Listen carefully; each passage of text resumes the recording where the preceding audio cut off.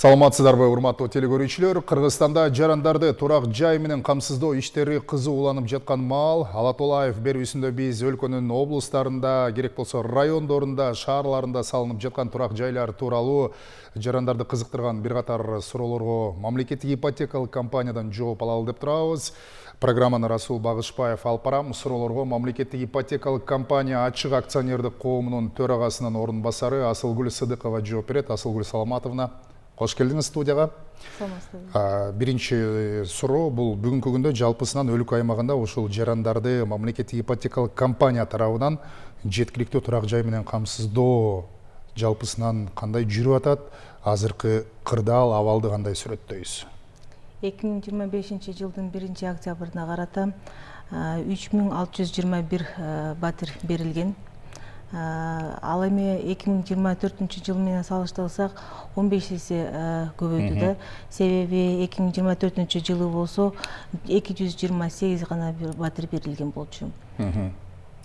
Азыр ушул мамлекеттик ипотекалык компания тарабынан берилип аткан батирлер чыныгы муктаж жарандар үчүн, өзгөчө ага муктаж жаш үй бүлөлөр үчүн, бюджеттик мекемедеги кызматкерлер үчүн деп атабыз да. Канчалык мындан тышкары башка багытта дагы, мисалы атайын программалар бар. Менин үйүм 2021-2026, анын ичинде президент колгон жарлыктын негизинде дагы ошол жарандарды турак жай менен камсыздоо механизминде бир катар өзгөртүүлөр киргизилген болчу. Деги эле кандай жолдор менен азыр жарандарды турак жайда алып атышат? Туура айтып жатасыз. Биздин улуу урматтуу Садын Нуркожоевичтин колдоосу менен бүт иштер жеңилдетүү тартибинде алып барылып жатат. Ошонун негизинде азыркы учурда каралган пайыздар ошойдон турат. Алардын критериялары көбөйгөн. Мурун социалдык ипотекада СПИД менен оору менен байланышкан жарандарга жок болчу. Аларга каралатат кезектери ошо социалдык тармактан алуу боюнча. Андан тышкары болсо ошо мыйзам менен ратификация боюнча өткөн негизинде дагы биздин өнүктүрүү Сауат өнүктүрүү фондунун жана Ислам өнүктүрүү банкынын негизинде да иштер алып барылып жатат. Азиаттык фонд менен да иштер алып барылып жатат да. Андан тышкары элдерге мүмкүнчүлүк бериш үчүн кезегин күтпөй чыдамсыздыгы жок адамдар өзүнүн акчасына жараша ошо 3 булак бул өлүштүк механизмдин негизинде алып аткандарды айтып атасызбы? Ооба. Ошолорго да каралып жатат, иштер алып барады. Азыркы учурда сүйлөшүү жолдору өтөт. Ислам банкы боюнча бизге 3 миллион акча каражаты каралууда. Ошол негизинде алардын пайызы боюнча биртке айырмаланып турат. Биздин улуу урматтуу Садын Нуркожоевич бекитилген жарлыгынын негизинде, себеби алар деген кайтаруу негизинде акчалар берилген себептер менен да. Азыр эми ири шаарларда эле эмес, борбордо гана эмес, райондордо, керек болсо облустарда дагы курулуштардын көлөмү көбөйдү. Анын ичинде мамлекеттик ипотекалык компания тарабынан керек болсо 9 кабаттуу үйлөр салынып жатат. Мисалы Талас жана башка облустардын мисалын да алалы. Кененирээк токтолсоңуз, алар качан бүткөнү турат? Качан ачкычтар тапшырылат? Мисалы буну менен токтоп калбасаңыздар керек, дагы андан ары дагы салуу уланган болуш керек. Мисалы эртең бир күнү болсо Жалал Абад шаарында 945 батир берилет. Ал эми Ташкомор жакта 96 батир каралууда. Канча кабаттан салынып атат, канча блок? Алар болсо маалымат боюнча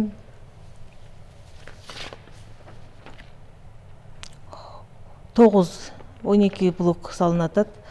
Жалал Абадда 9. Демек бул жакын арада бериле турган батирлер, Ооба. Мындан тышкары кайсыл жерлерде? Мындан тышкары жылдын аягында декабрдын ичинде болсо Маликов көчөсүндөгү 2 фазадагы бүткөн үйдөн болжолдуу 900 батир пландалууда бериси. Асылгүл айым, азыр ушул тапта жалпысынан кезекте турган жарандардын саны канча болуп атат үй алууга? Кезекте азыркы учурда 68.400дөн ашык кезекте турган жарандарыбыз бар.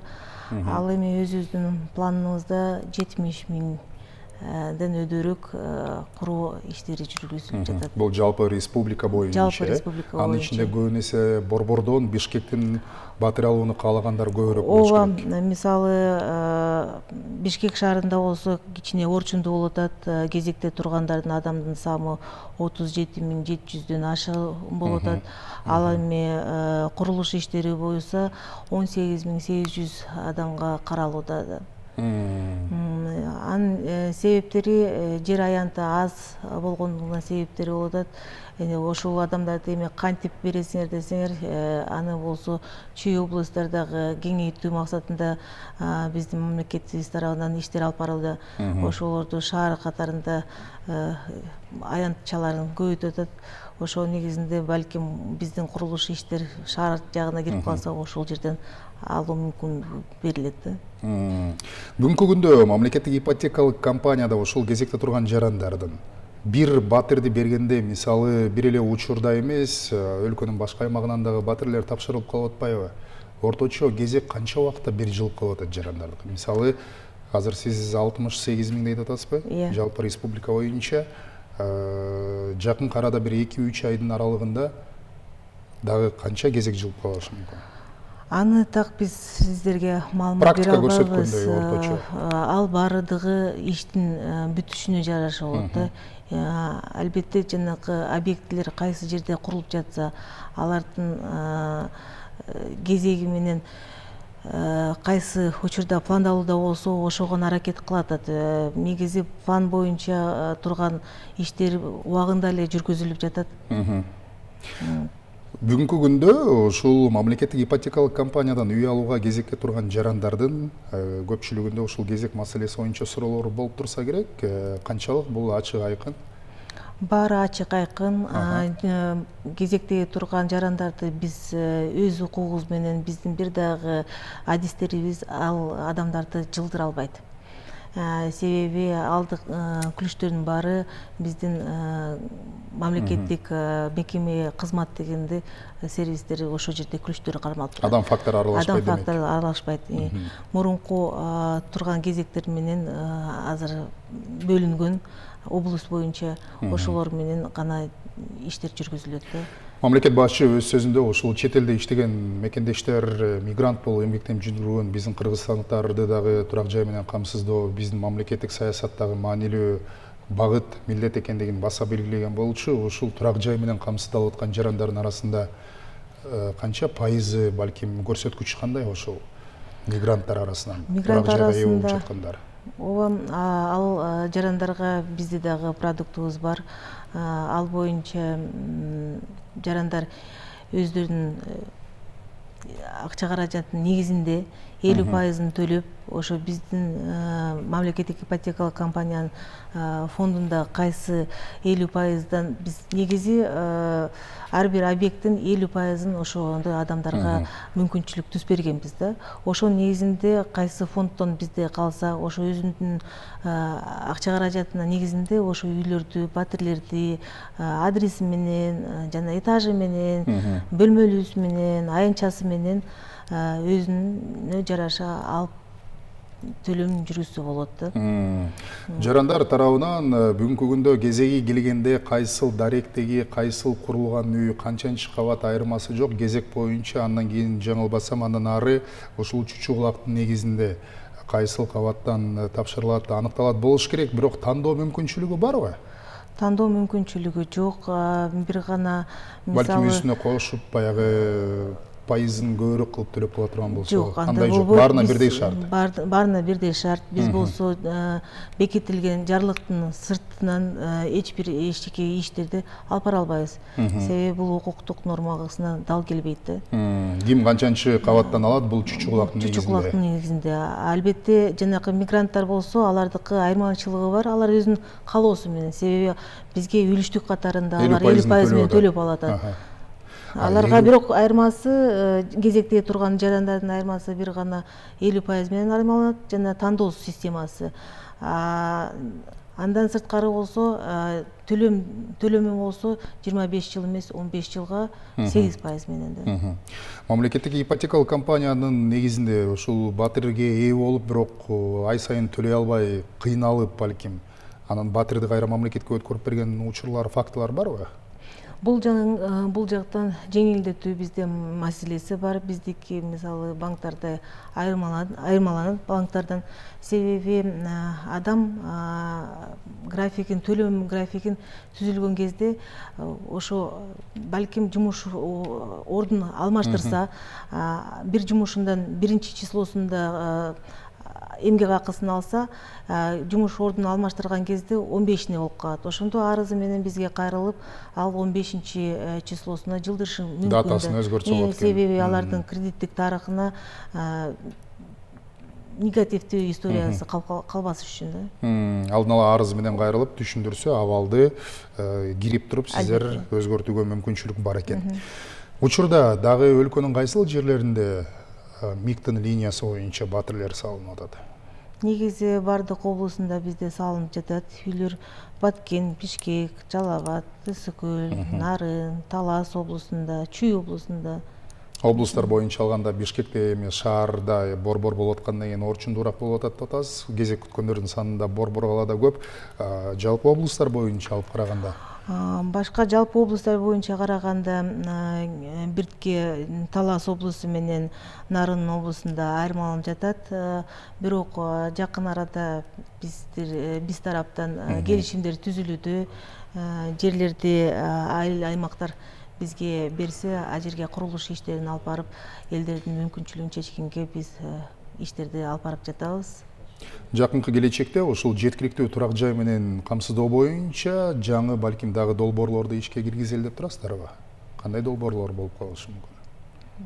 Башында айтып кеткендей, жанакы Сауд тарабынан балыкчы шаарында капсуласы салынган, ал МИКке караштуу. Ал эми жанындагы аянтчасында ошо Сауд тарабынан бизге 15 блоктой турган батирлер пландалууда.